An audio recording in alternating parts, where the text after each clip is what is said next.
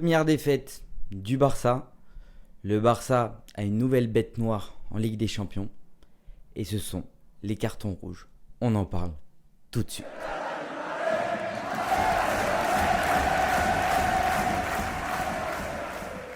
Bonjour à tous et bienvenue dans cette nouvelle vidéo du comptoir catalan. Et aujourd'hui, on se retrouve sur cette vidéo d'analyse d'après-match du match qui a opposé Monaco face au Barça. Et c'était un match qui était tout simplement le premier match de Ligue des Champions, l'entrée en liste du FC Barcelone.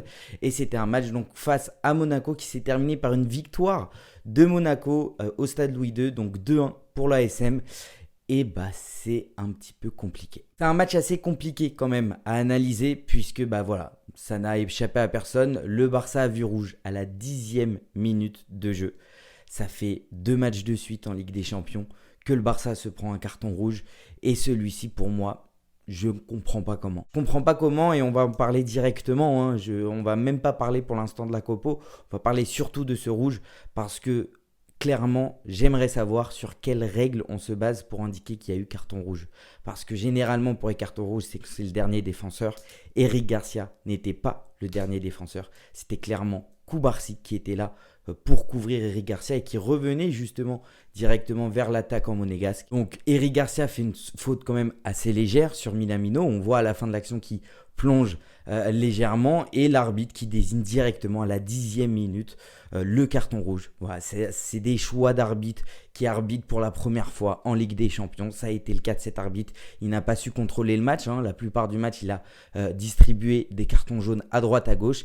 Et c'est un carton qui du coup a changé la suite du match. Donc le Barça à la 10e minute se retrouve à 10 contre 11 et c'est plus du tout le même match. Pourquoi ? Puisque tout simplement le Barça se retrouve à avoir un jeu en 4-2-3-1 qui est assez offensif, un pressing assez haut, et quand tu joues à 10 contre 11, c'est presque mission impossible. C'est mission impossible de le faire. Comment tu veux presser haut face à une équipe qui gère bien le ballon, puisque c'était quand même une très belle équipe de Monaco, on ne va pas leur enlever la totalité du mérite, mais j'aurais aimé voir ce match qui est intéressant, qui semblait intéressant, à 11 contre 11. Mais non, on n'a pas pu le voir. Encore une défaite du Barça à 10 contre 11. Certes, sur la faute d'Araujo en Ligue des Champions l'année dernière, il y avait quand même une grosse erreur et c'était un rouge clair et net. Mais là, sur cette action, je ne comprends pas pourquoi l'arbitre siffle rouge. C'est clairement des arbitres qui ne comprennent pas le jeu. On va parler rapidement du coup de la compo, ce qui a changé puisque c'était un Barça avec des blessures, Dani Olmo, Fermin qui s'est reblessé, donc du coup on ne savait pas comment aller gérer Flick toutes ces blessures-là. Moi je me suis dit au début peut-être il va repasser Rafinha en 10 comme il avait fait au début de la saison, Ferran Torres sur le côté, puisque Ferran Torres ne pourra pas jouer face à Villarreal ce week-end puisqu'il s'est pris aussi un rouge au dernier match. On commence à les enchaîner les rouges, il faut se calmer. Donc du coup au final il a fait le choix de mettre Pedri en numéro 10, Rafinha à gauche, Lamine Yamal à droite et c'était milieu plus bas avec Casado et Eric Garcia. Eric Garcia qu'on a vu uniquement du coup 10 minutes. Par contre ce qu'il faut comprendre sur cette action du rouge, c'est l'erreur gravissime de Ter Stegen. Ça devient très inquiétant, les erreurs de relance que fait Marc-André Ter Stegen. Ça devient vraiment, vraiment inquiétant. On n'a pas l'habitude de voir Ter Stegen faire autant d'erreurs en si peu de temps. Depuis le début de la saison, beaucoup d'erreurs de la part de Ter Stegen en relance. Et ces erreurs-là, ce sont des erreurs qui sont vite graves, puisque tu permets à l'équipe adverse de rapidement se projeter vers l'attaque, rapidement se retrouver en 1 contre 1 et de mettre un but. Donc ces erreurs-là sont fatales. Ter Stegen ne peut pas se permettre de faire ces erreurs-là. C'est interdit à ce niveau-là, dans cette compétition-là. Tu ne peux pas faire cette erreur-là qui amène au final, un carton rouge. C'est des erreurs qu'il faut éviter. Donc l'erreur principale, elle vient clairement de Ter Stegen et la conséquence, c'est Eric Garcia qui la prend. C'est le carton rouge. Donc compliqué vraiment à analyser ce match-là puisque par la suite, on a vu clairement un Monaco qui a dominé le Barça dans le jeu puisqu'ils étaient supérieurs. Ils prenaient les espaces. Très compliqué pour le Barça, sauf de rester compact, à ne pas encaisser de but, à essayer d'avoir un minimum de pressing. Et donc du coup, on s'est retrouvé en première mi-temps et même en seconde par la suite avec un Monaco qui était dominant. Ils ont dominé le Barça depuis le carton rouge, puisqu'avant le carton rouge, c'était pas du tout le même match. Et par la suite, on a vu un Monaco dominateur. Et du coup, le Barça ne pouvait pas faire le jeu qu'il propose depuis le début.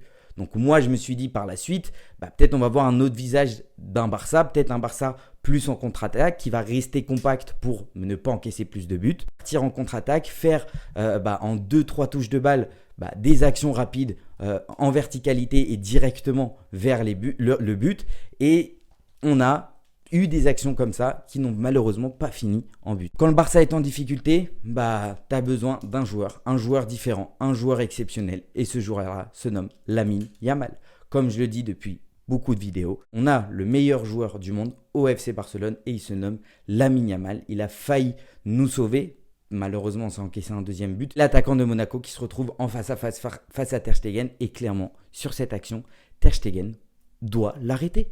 Ter Stegen touche le ballon, il ne la repousse pas assez bien, il pouvait l'arrêter. Ter Stegen est inquiétant cette année. Vraiment, il ne nous rassure pas du tout.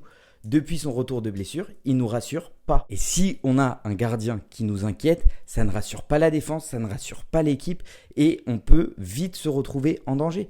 Donc Ter Stegen, il faut qu'il se réveille rapidement et qu'il arrête de rater ses relances. Ça fait partie du jeu du Barça, un gardien qui sait gérer les relances. Et donc si au final il perd cette qualité-là, et en plus de cela, même en face à face, il n'est plus autant décisif qu'avant, ça va être très compliqué. Ter Stegen, faut qu'il se remette très vite à niveau. Franchement, ça fait bizarre de voir un Barça se faire autant dominer, surtout le début de saison. Depuis le début de saison qu'on fait, ce n'est pas du tout le même Barça. Clairement, on est un Barça qui domine chaque équipe depuis le début de la saison et ce n'était pas n'importe quelle équipe. Face à Bilbao, dominer, c'est très compliqué. Face à Valence aussi, à l'extérieur, c'est très compliqué.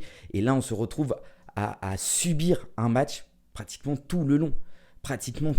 Et donc du coup on ne retrouve pas le même Barça. Trouver ça impossible d'imaginer quelque chose. On a eu ce Lamine Yamal qui a cet éclair de génie qui nous égalise et qu'on se dit allez, pourquoi pas du coup avoir ce match nul, peut-être obtenir quelque chose par la suite avec éventuellement des entrées d'Ansu Fati, avec des entrées qui j'ai trouvé d'ailleurs étaient assez tardives, mais ça ne sert à rien non plus de faire rentrer trop tôt des attaquants puisque tu vas chercher la victoire sur le bout du fil, puisque après garder le score c'est très compliqué aussi. Tu as un Barça qui ne contrôle pas le ballon, qui en plus de cela ne peut pas faire un pressing assez haut, sinon s'ils se font éliminer, ils se retrouvent rapidement en difficulté, et ce qui faisait qu'il y avait des grands écarts entre la ligne défensive qui s'alignait très bien, il y a eu énormément d'enjeux de la part de Monaco, puisque les défenseurs du Barça ont quand même fait le boulot au niveau de cet alignement-là, mais il y avait tellement d'écarts entre les milieux de terrain et les défenseurs qu'il y avait vite des espaces qui se créaient pour Monaco, et si ils jouaient sur les côtés du terrain, et donc du coup ça a obligé le Barça à s'éloigner plus, à créer des espaces que Monaco a pu quand même en profiter. Donc, évidemment, je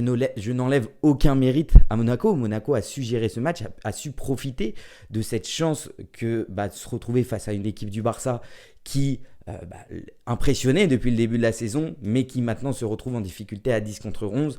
Et donc, ont senti cette possibilité-là, ils ont saisi cette chance-là. Et au final, on se retrouve avec la première défaite du Barça en Ligue des Champions. Ce qui est frustrant et dur du coup à penser de ce match, c'est que du coup, à 11 contre 11, tout le monde sait que ce n'est pas du tout le même match.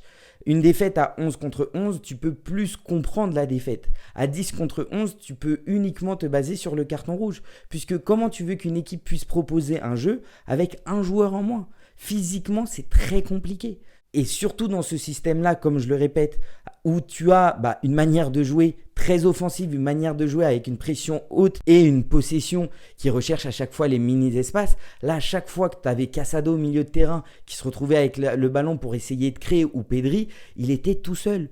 Et c'est très compliqué. Même si techniquement tu es bon, c'est très compliqué de trouver des solutions avec un joueur en moins sur le terrain. C'est énorme.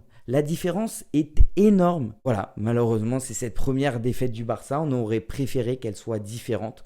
On aurait préféré que ça soit sur un match à 11 contre 11 équitable. Mais voilà, on se retrouve à 10 contre 11 à partir de la 10e minute. On a quand même vu un Barça un petit peu en réaction, malgré le fait qu'on a subi la majeure partie du match.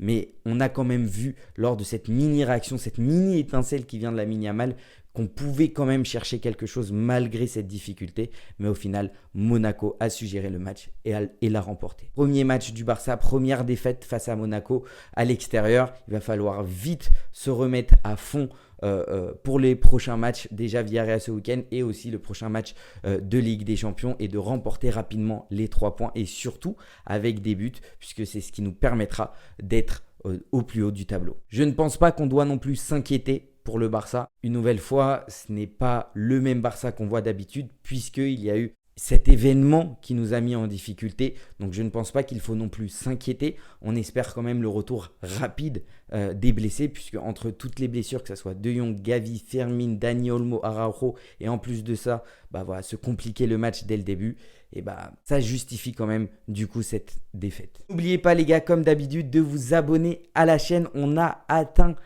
les plus de 600 abonnés. Je vous ai demandé 600 abonnés, on est à plus de 680 abonnés, c'est exceptionnel. Continuez à vous abonner, à partager la vidéo, à me dire en commentaire ce que vous pensez du match évidemment, et surtout à activer la petite cloche et à lâcher le petit like pour me donner la force. Le Barça voit rouge, à 11 contre 11, on a du mal à perdre, mais à 10 contre 11, on a du mal à gagner. Et surtout, n'oubliez pas, Visca Barça, Visca Catalunya, y también, viva España. Ciao.